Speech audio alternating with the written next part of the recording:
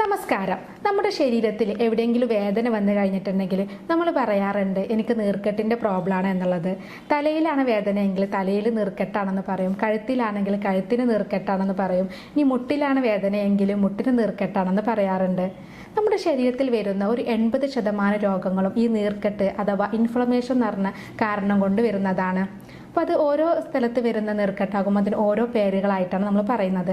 ഇപ്പോൾ നമ്മുടെ തലയുടെ ഭാഗത്ത് വരുന്ന സൈനസുകളിൽ വരുന്ന നീർക്കെട്ടാണെങ്കിൽ നമ്മൾ അതിന് സൈനസൈറ്റിസ് എന്ന് പറയും. തൊണ്ടയുടെ ഭാഗത്ത് വരുമ്പോൾ നീർക്കെട്ട് വരുമ്പോൾ നമ്മളതിന് ടോൺസിലൈറ്റിസ് എന്ന് പറയും. ഇനി നമ്മുടെ ജോയിൻറ്റുകളിലാണ് നീർക്കെട്ട് വരുന്നതെങ്കിൽ നമ്മൾ ആർത്രൈറ്റിസ് എന്ന് പറയും. ഇനി അത് ശരീരത്തിനുള്ളിലാണ് നീർക്കെട്ടെങ്കിൽ നമ്മുടെ ആമാശയത്തിലൊക്കെ വരുന്ന നീർക്കെട്ട് അതിന് ഗ്യാസ്ട്രൈറ്റിസ് എന്ന് പറയും. അങ്ങനെ ഓരോ സ്ഥലത്ത് എവിടെയാണോ നീർക്കെട്ട് വരുന്നത് അതിനനുസരിച്ച് അതിൻ്റെ പേരുകൾ വ്യത്യാസം മാത്രമേ വരുന്നുള്ളൂ. പക്ഷേ എല്ലാ ഭാഗത്തും വരുന്നത് ഈ ഇൻഫ്ലമേഷൻ തന്നെയാണ്. അപ്പോൾ എന്താണ് ഈ നീർക്കെട്ട് അല്ലെങ്കിൽ ഇൻഫ്ലമേഷൻ എന്താണ്, എന്തുകൊണ്ടൊക്കെയാണ് ഇത് വരുന്നത്, ഇത്തരം ആളുകൾ കഴിക്കേണ്ട ഭക്ഷണങ്ങൾ എന്തൊക്കെയാണ്, അതുപോലെ അവർ ശ്രദ്ധിക്കേണ്ട കാര്യങ്ങൾ എന്തൊക്കെയാണെന്നാണ് ഇന്ന് വീഡിയോയിലൂടെ പറയുന്നത്. ഞാൻ doctor Semiya, doctor Basil's homeo hospital, Pandikkad, Malappuram ജില്ല. ഇപ്പോൾ നമുക്ക് കഴുത്തിൻ്റെ ഭാഗത്ത് അല്ലെങ്കിൽ തലയിലൊക്കെ നീര് വന്നു കഴിഞ്ഞിട്ടുണ്ടെങ്കിൽ ആ ഭാഗത്ത് ഇങ്ങനെ നീര് നിറഞ്ഞ് മുഖമൊക്കെ നമുക്ക് സ്വെല്ലിങ്സ് ആയിട്ട് കാണാറുണ്ട് അല്ലേ. ഇങ്ങനെ നീരെന്ന് പറയുന്നത് ശരിക്കും ഒരു അസുഖമല്ല, നമ്മുടെ പല അസുഖങ്ങളുടെ ഒരു ലക്ഷണമായിട്ടാണ് ഇത് കാണിക്കുന്നത്. അപ്പോൾ നമ്മൾ അത്ര നിസ്സാരമാക്കിയിട്ട് കളയേണ്ട ഒന്നല്ല ഈ നീർക്കെട്ട് എന്ന് പറയുന്നത്. അപ്പോൾ കറക്റ്റായിട്ട് എന്തുകൊണ്ടാണ് ഈ നീർക്കെട്ട് വന്നത് അല്ലെങ്കിൽ നീര് എന്തുകൊണ്ടാണ് വന്നത് എന്ന് മനസ്സിലാക്കി അതിൻ്റെ കാരണങ്ങൾ ചികിത്സിച്ചാൽ മാത്രമേ നമുക്കിതിന് കറക്റ്റായിട്ടുള്ള പൂർണ്ണമായിട്ട് തന്നെ ഇത് മാറ്റിയെടുക്കാൻ പറ്റുള്ളൂ. പല ആളുകളും ഇത് ചൂട് പിടിക്കും അല്ലെങ്കിൽ എന്തെങ്കിലും കിഴി വെച്ചോ അല്ലെങ്കിൽ എന്തെങ്കിലും മരുന്നുകൾ പുരട്ടിയൊക്കെ ഈ നീർക്കെട്ടിനെ ഒഴിവാക്കാറുണ്ട്. പക്ഷെ എന്തുകൊണ്ടാണ് ഈ നീർക്കെട്ട് എന്ന് വരുന്നതെന്ന് മനസ്സിലാക്കി അതിന് കറക്റ്റായിട്ടുള്ള ട്രീറ്റ്മെൻറ്റ് എടുക്കുക തന്നെ വേണം. ഇങ്ങനെയൊക്കെ ചെയ്യുമ്പോൾ നമുക്ക് താൽക്കാലികമായിട്ടുള്ള ആശ്വാസം മാത്രമേ കിട്ടുന്നുള്ളൂ. പക്ഷെ കറക്റ്റായിട്ട് ട്രീറ്റ്മെൻറ്റ് എടുത്താൽ മാത്രമേ നമുക്ക് ഈ നീർക്കെട്ട് പൂർണ്ണമായിട്ട് നമ്മുടെ ബോഡിയിൽ നിന്ന് പോവുകയുള്ളൂ. ഇനി ഏത് ഭാഗത്താണോ ശരീരത്തിൽ നീർക്കെട്ട് വരുന്നത് അതിനനുസരിച്ചായിരിക്കും ഇതിൻ്റെ ലക്ഷണങ്ങൾ കാണിക്കുക. ഇപ്പോൾ നമ്മുടെ സൈനസുകളിൽ, നമ്മുടെ മുഖത്തുള്ള സൈനസുകളിൽ, അതായത് നമ്മുടെ കണ്ണിന് മുകളിൽ സൈനസ് ഉണ്ട്, കണ്ണിന് താഴെ ഭാഗത്തുണ്ട്, മൂക്കിന് 2 ഭാഗത്തായിട്ടൊക്കെ സൈനസുകളുണ്ട്. ഇവയിലാണ് നീർക്കെട്ട് വരുന്നതെങ്കിൽ നമുക്ക് തലക്ക് നല്ല വേദന വരാറുണ്ട്. തല കുനിയൊക്കെ സമയത്ത് നമുക്ക് നന്നായിട്ട് തലക്ക് കനം അനുഭവപ്പെടുക, അതുപോലെ മൂക്കടപ്പ് അനുഭവപ്പെടുക, മൂക്കിൽ നിന്ന് കഫം പോലെ പുറത്തേക്ക് വരിക, അതുപോലെ കഫത്തിന് ദുർഗന്ധം അനുഭവപ്പെടുക. ഇങ്ങനെയുള്ള ലക്ഷണങ്ങളൊക്കെയാണ് സൈനസൈറ്റിസ് വന്നു കഴിഞ്ഞിട്ടുണ്ടെങ്കിൽ നമുക്ക് വരുന്നത്. അതുപോലെ കഴുത്തിൻ്റെ ഭാഗത്ത് നമുക്ക് നീർക്കെട്ട് വന്നു കഴിഞ്ഞിട്ടുണ്ടെങ്കിൽ നമുക്ക് കഴുത്തിൻ്റെ ഭാഗത്ത് നല്ല വേദന അനുഭവപ്പെടും. ആ സമയത്ത് അവിടെ നല്ല നീരും വരാറുണ്ട്. അതുപോലെ ആ വേദന നമുക്ക് കൈകളിലോട്ടൊക്കെ വന്നിട്ട് കൈകളിൻ്റെ ഭാഗത്തൊക്കെ വേദന അനുഭവപ്പെടാറുണ്ട്.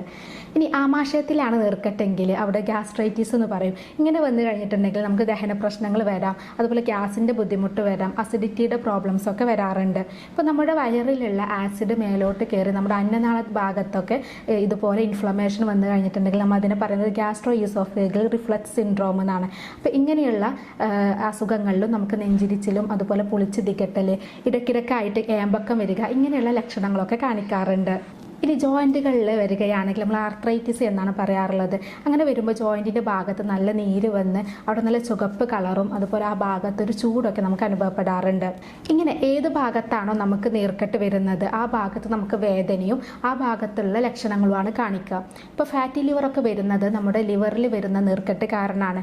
അതുപോലെ തന്നെ ഈ ആൽക്കഹോളൊക്കെ കൂടുതൽ യൂസ് ചെയ്യുന്ന ആളുകളിൽ വയറിൽ നീർക്കെട്ട് ഉണ്ടാക്കാറുണ്ട്, അതുപോലെ തന്നെ നമ്മുടെ ലിവറിൽ നീർക്കെട്ട് ഉണ്ടാക്കാറുണ്ട്.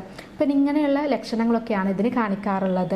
ഇപ്പോൾ നീർക്കെട്ട് നമ്മൾ പറഞ്ഞു ഇൻഫ്ലമേഷൻ എന്നാണ് നമ്മളതിനെ പറയുക. ഇത് നമ്മുടെ പ്രതിരോധ ശേഷി, നമ്മുടെ ശരീരത്തെ രോഗങ്ങളിൽ നിന്ന് പ്രതിരോധിക്കാൻ വേണ്ടി ചെയ്യുന്ന ഒരു പ്രക്രിയയാണ് ഈ ഇൻഫ്ലമേഷൻ എന്ന് പറയുന്നത്. നമ്മുടെ ശരീരത്തിൽ സ്വാഭാവികമായിട്ട് നടക്കുന്ന പ്രവർത്തനത്തിൽ എന്തെങ്കിലും ഒരു മാറ്റം വന്നു കഴിഞ്ഞാൽ അത് പുറമേ നിന്നുള്ള എന്തെങ്കിലും കാരണങ്ങൾ കൊണ്ടാവാം, അല്ലെങ്കിൽ അകത്ത് നിന്ന് നമ്മുടെ ശരീരത്തിനകത്തുള്ള എന്തെങ്കിലും കാരണങ്ങൾ കൊണ്ട് വന്നു കഴിഞ്ഞിട്ടുണ്ടെങ്കിൽ ആ ഭാഗത്ത് നമുക്ക് അതിനെ പ്രതിരോധിക്കാൻ വേണ്ടി നമ്മുടെ ശരീരം കാണിക്കുന്ന ഒരു പ്രക്രിയയാണ് ഇൻഫ്ലമേഷൻ എന്ന് പറയുന്നത്. ഇപ്പോൾ നമ്മുടെ ശരീരത്തിൽ എന്തെങ്കിലും ഒരു മുറിവ് വരിക അല്ലെങ്കിൽ എന്തെങ്കിലും ഒരു അലർജിയോ വന്നു കഴിഞ്ഞിട്ടുണ്ടെങ്കിൽ ആ ഭാഗത്തുള്ള കോശങ്ങളൊക്കെ നശിക്കുകയും ആ ഭാഗത്ത് രക്തക്കുഴലുകൾ വികസിക്കുകയൊക്കെ ചെയ്യും. ഇങ്ങനെ വികസിക്കുന്ന സമയത്ത് നമുക്ക് കൂടുതലായിട്ട് ഇതിനെ പ്രതിരോധിക്കാൻ വേണ്ടിയിട്ട് കൂടുതൽ രക്തകോശങ്ങൾ നമ്മുടെ ആ ഭാഗത്തേക്ക് എത്തുകയും അതുകൊണ്ടാണ് നമുക്ക് ആ ഭാഗത്ത് കൂടുതലായിട്ട് ചൂട് അനുഭവപ്പെടുന്നതും അവിടെ സ്വെല്ലിങ്സ് വരുന്നതൊക്കെ അതുകൊണ്ട് വരുന്നതാണ്. അപ്പോൾ ഇതൊക്കെയാണ് ഇൻഫ്ലമേഷൻ വന്നു കഴിഞ്ഞിട്ടുണ്ടെങ്കിൽ ആ ഭാഗത്ത് കാണിക്കാറുള്ളത്. അത്തരം മുറിവ് വന്നിട്ടുള്ള അല്ലെങ്കിൽ അലർജിയൊക്കെ വന്ന ഭാഗങ്ങളെ റിപ്പയർ ചെയ്യാൻ വേണ്ടിയിട്ടാണ് ഇത്തരം ഇൻഫ്ലമേഷൻ നടക്കുന്നത്. അപ്പോൾ രണ്ട് തരത്തിലുള്ള ഇൻഫ്ലമേഷൻ ഉണ്ട്. അക്യൂട്ടായിട്ട്, അതായത് പെട്ടെന്ന് വരുന്നത്, നേരത്തെ പറഞ്ഞ പോലെ എന്തെങ്കിലും മുറിവോ അല്ലെങ്കിൽ നമ്മൾ എവിടെയെങ്കിലും വീഴുകയോ അല്ലെങ്കിൽ നമുക്ക് എന്തെങ്കിലും ചതവൊക്കെ സംഭവിക്കുന്ന സമയത്ത് അല്ലെങ്കിൽ എന്തെങ്കിലും അലർജിയൊക്കെ പെട്ടെന്ന് നമ്മുടെ സ്കിന്നിൽ വന്നു കഴിഞ്ഞിട്ടുണ്ടെങ്കിൽ ആ സമയത്ത് അതിനെ റിപ്പയർ ചെയ്യാൻ വേണ്ടിയിട്ട് ബോഡിയിൽ ഉണ്ടാകുന്ന ഇൻഫ്ലമേഷനാണ് അക്യൂട്ടായിട്ട് വരുന്ന ഇൻഫ്ലമേഷൻ എന്ന് പറയുന്നത്. എന്നാൽ ക്രോണിക് ഇൻഫ്ലമേഷൻ ഉണ്ട്.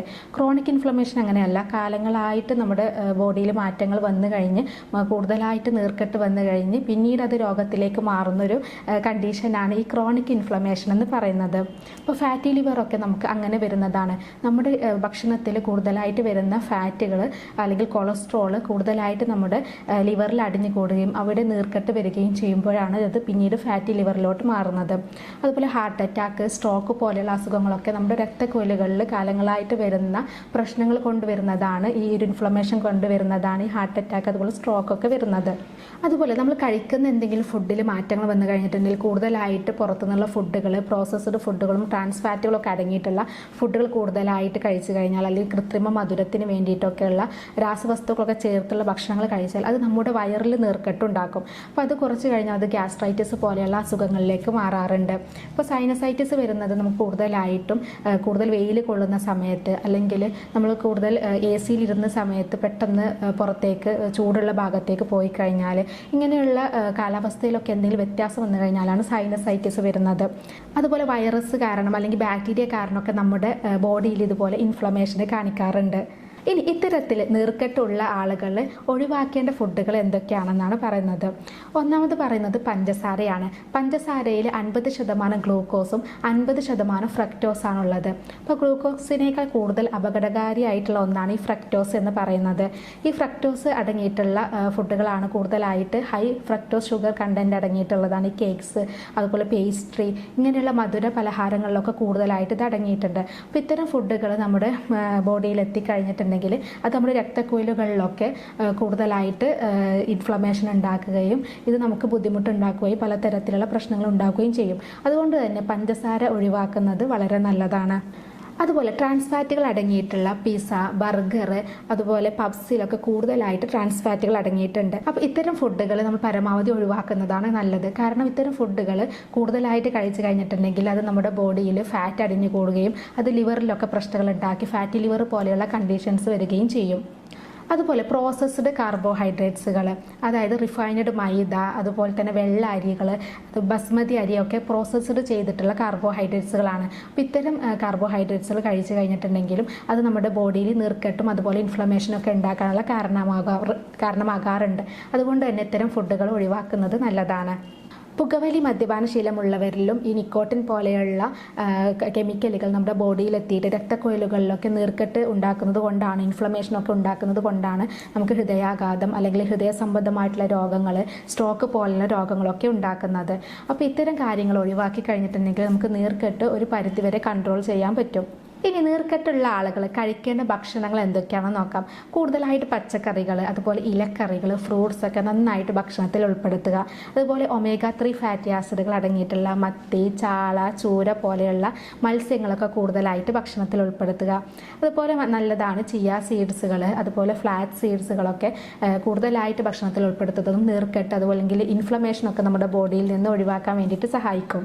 അതുപോലെ വെളുത്തുള്ളി, ഇഞ്ചി, മഞ്ഞൾ പോലെയുള്ള ഫുഡുകൾ നമ്മൾ ഡെയിലി ഭക്ഷണത്തിൽ ഉൾപ്പെടുത്തി കഴിഞ്ഞിട്ടുണ്ടെങ്കിൽ നമുക്ക് പെട്ടെന്ന് വരുന്ന ഇൻഫ്ലമേഷൻ, അക്യൂട്ട് ഇൻഫ്ലമേഷൻ, ഇപ്പോൾ ടോൺസിലൈറ്റിസ് അല്ലെങ്കിൽ ഫാരിഞ്ചൈറ്റിസ് പോലെയുള്ള ഇൻഫ്ലമേഷനൊക്കെ കുറക്കുന്നതിനും അതുപോലെ സൈനസൈറ്റിസ് അല്ലെങ്കിൽ ശ്വാസകോശത്തിനൊക്കെ നീർക്കെട്ട് വന്നു കഴിഞ്ഞിട്ടുണ്ടെങ്കിൽ അത്തരം നീർക്കെട്ടുകളൊക്കെ ഒഴിവാക്കാൻ വേണ്ടിയിട്ട് സഹായിക്കുന്നതാണ് ഇത്തരം ഫുഡുകൾ. അപ്പോൾ ഡെയിലി നമ്മൾ വെളുത്തുള്ളി, ഇഞ്ചിയൊക്കെ ഇട്ടിട്ട് ഭക്ഷണം ഉണ്ടാക്കുന്നത് നല്ലതാണ്. അല്ലെങ്കിൽ വെളുത്തുള്ളി, ഇഞ്ചിയൊക്കെ തിളപ്പിച്ച് അതിൻ്റെ വെള്ളം കുടിക്കുന്നതും ഈ നീർക്കെട്ട് പോലെയുള്ള ബുദ്ധിമുട്ടുള്ളവർക്ക് വളരെ നല്ലതാണ്. ഇനി നീർക്കെട്ടുള്ള ആളുകൾ ശ്രദ്ധിക്കേണ്ട കാര്യങ്ങളാണ് പറയുന്നത്. നമ്മൾ ഡെയിലി വ്യായാമം ചെയ്യുന്നത് നീർക്കെട്ടുള്ളവർക്ക് വളരെ നല്ലതാണ്. അത് നമ്മൾ ഡെയിലി എന്തെങ്കിലും എയറോബിക്സോ അതുപോലെ കാർഡിയാക് എക്സസൈസുകളൊക്കെ ചെയ്ത് കഴിഞ്ഞിട്ടുണ്ടെങ്കിൽ അത് നമുക്ക് നീർക്കെട്ട് ഉള്ളവരിൽ ഈ നീര് പോകാനും അതിന് ഇൻഫ്ലമേഷൻ കുറഞ്ഞു വരാനും വേണ്ടിയിട്ട് സഹായിക്കും. പിന്നെ പല ആളുകൾക്കും നീരിറക്കം വരുന്ന കുറച്ച് സാഹചര്യങ്ങളുണ്ട്.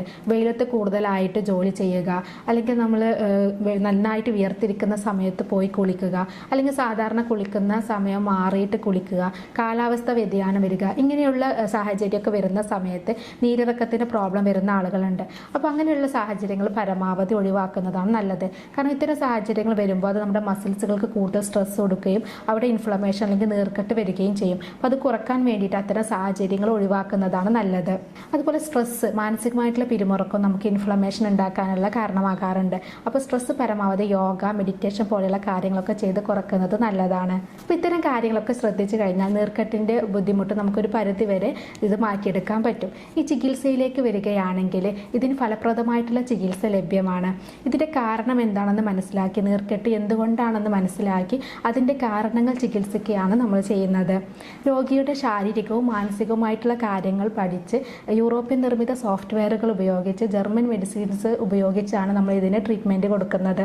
അപ്പോൾ അതുകൊണ്ട് തന്നെ ഇത്തരം പ്രശ്നങ്ങളൊക്കെ നമുക്ക് പൂർണ്ണമായിട്ട് തന്നെ മാറ്റിയെടുക്കാൻ പറ്റും. അപ്പോൾ ഇതുമായി ബന്ധപ്പെട്ട് എന്തെങ്കിലും സംശയങ്ങൾ ഉണ്ടെങ്കിൽ താഴെ കാണുന്ന നമ്പറിൽ നിങ്ങൾക്ക് ബന്ധപ്പെടാവുന്നതാണ്. സ്നേഹത്തോടെ doctor Semiya, doctor Basil's homeo hospital, Pandikkad, Malappuram ജില്ല.